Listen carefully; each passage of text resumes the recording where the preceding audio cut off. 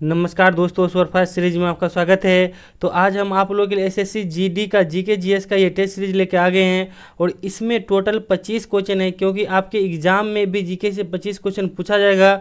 तो आप लोग कॉपी कलम लेकर बैठिए, 1 से लेकर 25 तक नंबरिंग कीजिए और देखिए कि इस सेट में आपका कितना मार्क आता है। आपका जो ही मार्क आए 5, 10, 15, 20 आप हमें कमेंट करके बताइए, हम सभी स्टूडेंट के कमेंट का फीडबैक देते हैं। तो चलिए इस टेस्ट सीरीज की शुरुआत करते हैं। तो पहला क्वेश्चन है कि किस विटामिन की कमी से रक्तस्राव नहीं रुकता है। तो ऑप्शन में vitamin A, vitamin B, vitamin E, vitamin K. तो देखिए विटामिन के की कमी से जो है रक्तस्राव नहीं रुकता है। वैसे एक जो है जन्मजात बीमारी होता है हीमोफीलिया, अगर जिनको हीमोफीलिया होता है अगर उन्हें कहीं कट लग जाए तो उनका भी ब्लड नहीं जमता है। अब चलिए सभी विटामिन को देख लेते हैं। देखिए विटामिन ए की कमी से रतौंधी होता है, विटामिन बी की कमी से बेरी होता है और विटामिन ई की कमी से जो है जनन क्षमता में कमी होता है। अब चलिए विटामिन सी के बारे में भी जान लीजिए। तो विटामिन सी की कमी से स्कर्वी रोग होता है और विटामिन डी की कमी से जो है आपको रिकेट्स होता है। अब चलिए अगला क्वेश्चन है कि जिम कॉर्बेट नेशनल पार्क का नया नाम क्या रखा गया है। तो ऑप्शन में रामगंगा, अलकनंदा, भागीरथी, इनमें से कोई नहीं। तो देखिए जिम कॉर्बेट नेशनल पार्क का नया नाम जो है रामगंगा रखा गया है। और ये जो है जिम कॉर्बेट नेशनल पार्क किस राज्य में, तो उत्तराखंड में है। और देखिए जिम कॉर्बेट नेशनल पार्क का पुराना नाम क्या था, तो हेली नेशनल पार्क था। ठीक है, अब रामगंगा ही क्यों रखा गया, तो रामगंगा जो है एक नदी है। ठीक है, और यह जो है आपको जिम कॉर्बेट नेशनल पार्क के बीचों बीच बहती है, इसीलिए इनका नाम जो है रामगंगा रखा गया है। अब देखिए अलकनंदा भी नदी है, भागीरथी भी नदी है, यह दोनों नदी जो है आपको उत्तराखंड में बहती है। अब अगला क्वेश्चन है कि गौतम बुद्ध का जन्म कहाँ हुआ था। तो ऑप्शन में बोध गया, सारनाथ, लुम्बिनी, कुशीनगर। तो देखिए गौतम बुद्ध का जन्म जो है लुम्बिनी हुआ था और लुम्बिनी वर्तमान में जो है नेपाल में है। अब देख लीजिए गौतम बुद्ध को जो है ज्ञान की प्राप्ति जो है बोध गया में हुआ था, निरंजना नदी के तट पर, जिसे फल्गु नदी भी कहते हैं। यहीं पर जो है बोधि वृक्ष के नीचे आपको पूर्णिमा की रात को इनको ज्ञान की प्राप्ति हुई थी और सारनाथ में इन्होंने उपदेश दिए थे और कुशीनगर में इनकी मृत्यु हुई थी। अब देखिए इनके गिरित्याग को जो है महाभिनिष्क्रमण कहा जाता है और इनके मृत्यु को महापरिनिर्वाण कहा जाता है और इनके जन्म का चिन्ह जो है कमल एवं सार है। अब चलिए अगला क्वेश्चन देखते हैं। अगला क्वेश्चन है कि कारगिल दिवस किस तिथि को मनाई जाती है। तो ऑप्शन में 26 जुलाई, 29 अगस्त, 30 जनवरी, 8 मार्च। तो देखिए कारगिल दिवस जो है 26 जुलाई को मनाया जाता है। अब सभी ऑप्शन में देख लेते हैं।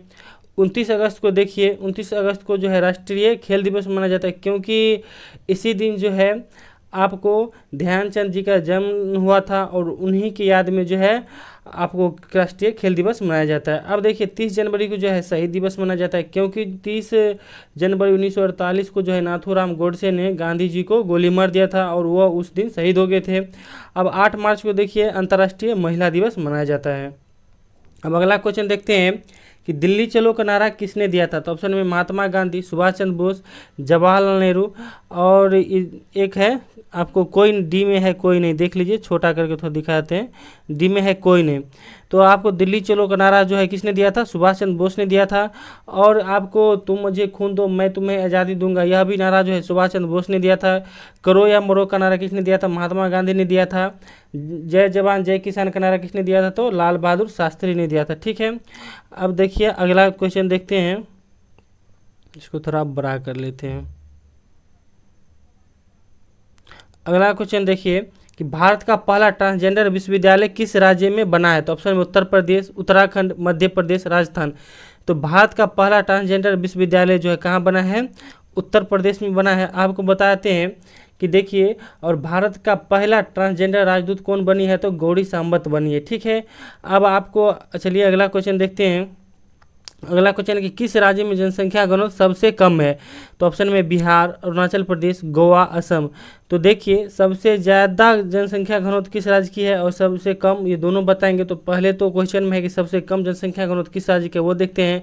तो देखिए सबसे कम जनसंख्या घनत्व जो है अरुणाचल प्रदेश की है, मात्र जो है 17 व्यक्ति प्रति वर्ग किलोमीटर है। और सबसे ज़्यादा जो है हमारे बिहार की है। ठीक है, और बिहार कितनी है, 1102 व्यक्ति जो है प्रति वर्ग किलोमीटर है। अब देखिए क्षेत्रफल के अनुसार देखा जाए तो सबसे छोटा राज्य कौन है, गोवा है। अब अगला क्वेश्चन है कि भारतीय राष्ट्रीय कांग्रेस की पहली महिला अध्यक्ष कौन बनी।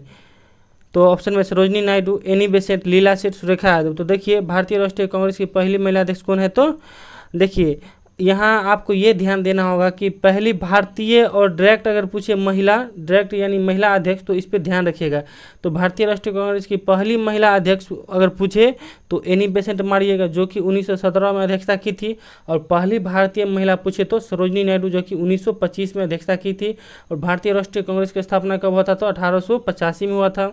अब देखिए लीला सेठ जो है भारत की पहली मतलब हाई कोर्ट की जो है हिमाचल प्रदेश हाई कोर्ट की पहली जो है महिला न्यायाधीश बनी थी। उसे पूरे भारत की जो है हाई कोर्ट की पहली महिला न्यायाधीश थी। अब सुरेखा यादव जो है पहली महिला ट्रेन ड्राइवर है। अब अगला क्वेश्चन है कि सांभर झील किस राज्य में है तो ऑप्शन में ओडिशा, राजस्थान, जम्मू कश्मीर, महाराष्ट्र। तो देखिए सांभर झील जो है आपको राजस्थान में है और यह खारे पानी की सबसे बड़ी झील है। अब देखिए अगला है ओडिशा में, देखिए ओडिशा में चिल्का झील है, जम्मू कश्मीर में वुलर झील है और महाराष्ट्र में जो है लोनार झील है जो कि एक उल्कापिंड के गिरने से बना है। अब अगला क्वेश्चन है कि शैवाल विज्ञान में किसका अध्ययन किया जाता है तो ऑप्शन में कवक, लाइकेन, जीवाणु, शैवाल। तो देखिए जाहिर है कि शैवाल विज्ञान में किसका अध्ययन किया जाएगा तो शैवाल का। ठीक है, अब सभी देख लेते हैं। अब आपको देखिए कवक, ठीक है, कवक का अध्ययन किस में किया जाता है तो माइकोलॉजी में जो है कवक का अध्ययन किया जाता है। और लाइकेन का अध्ययन जो है आपको लाइकेनोलॉजी में किया जाता है। और जीवाणु का अध्ययन जो है बैक्टीरियोलॉजी में किया जाता है। ठीक, अब चलिए अगला क्वेश्चन देखते हैं। अगला क्वेश्चन है कि रेबीज मुक्त होने वाला भारत का पहला राज्य कौन बना है तो ऑप्शन में हिमाचल प्रदेश, केरल, गोवा, सिक्किम। तो देखिए रेबीज मुक्त जो होने वाला भारत का पहला राज्य कौन बना है, गोवा है। और आपको बता देते हैं कि हर घर नल जल योजना जो है पहुंचाने वाला यानी हर घर या आपको पूछेगा स्वच्छ जल जो है पहुंचाने वाला पहला राज्य कौन बना है तो गोवा ही बना है। ठीक है, और यह जो है करंट का क्वेश्चन है क्योंकि देखिए आपके एसएससी जीडी एग्जाम में करंट से भी 5 से 7 क्वेश्चन आएगा। ठीक है, तो आप लोग करंट पे भी फोकस कीजिएगा। अब अगला क्वेश्चन है कि चेचक रोग किसके कारण होता है तो ऑप्शन में जीवाणु, विषाणु, प्रोटोजोआ, इनमें से कोई नहीं। तो देखिए चेचक रोग जो है आपको किसके कारण होता है तो विषाणु के कारण होता है। अब सभी हम लोग देख लेते हैं कि जीवाणु के कारण होने वाला रोग और विषाणु और प्रोटोजोआ के कारण होने वाला रोग। तो देखिए जीवाणु के कारण होने वाला रोग कौन कौन सा है तो टीबी हो गया, निमोनिया हो गया, टाइफाइड हो गया, हैजा जो है आपको जीवाणु से होने वाला रोग है। अब देखिए विषाणु से होने वाला सभी रोग देखते हैं तो एड्स हो गया, चेचक हो गया, पोलियो हो गया, खसरा हो गया, यह सब जो है आपको विषाणु से होने वाला प्रमुख रोग है। अब प्रोटोजोआ से देखते हैं, प्रोटोजोआ से आपको है पायरिया हो गया, कालाजार, मलेरिया, सोने की बीमारी, ये सब जो है प्रोटोजोआ के कारण होता है। ठीक, अब चलिए अगला क्वेश्चन देखते हैं।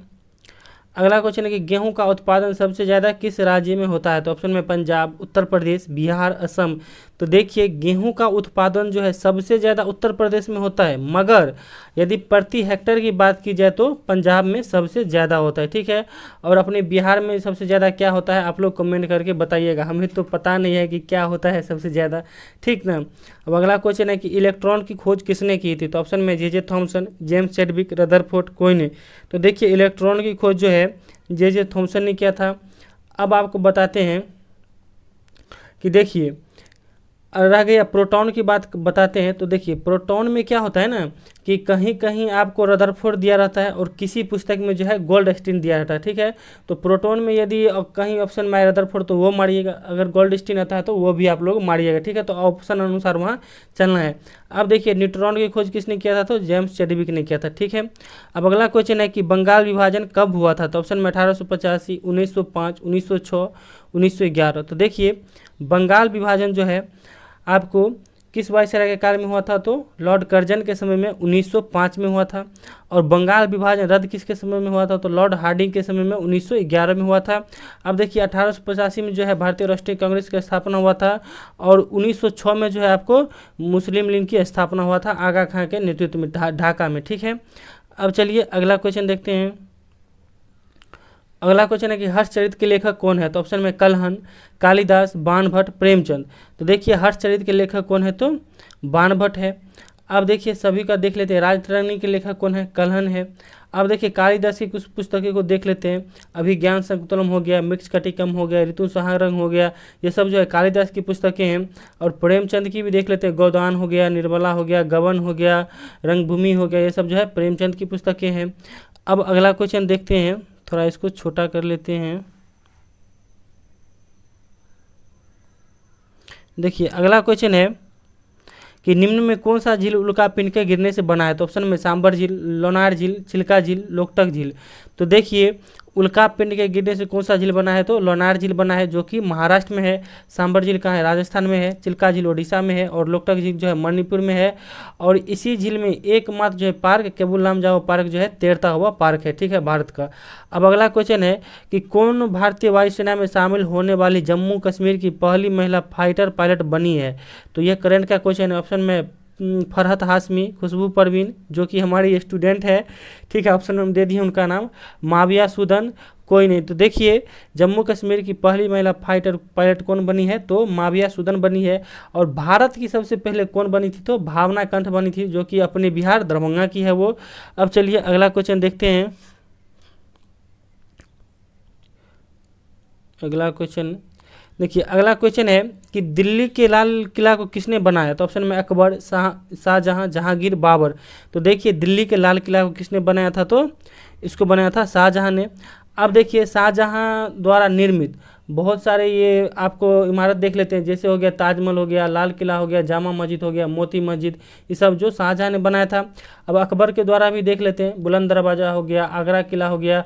देखिए आगरा किला की यदि बात आए तो आगरा किला तो बनाया था अकबर, मगर अभी जो वर्तमान स्वरूप है, जो फिर से जीर्णोद्धार किया था, वो जो है आपको शाहजहां ने किया था, ठीक। तो यहाँ अपना देखिएगा, क्योंकि आपको छोटा छोटा मिस्टेक आपको देखने को मिला, क्योंकि जो एसएससी ने बड़ा बारीकी से पूछता है, ठीक है, क्वेश्चन।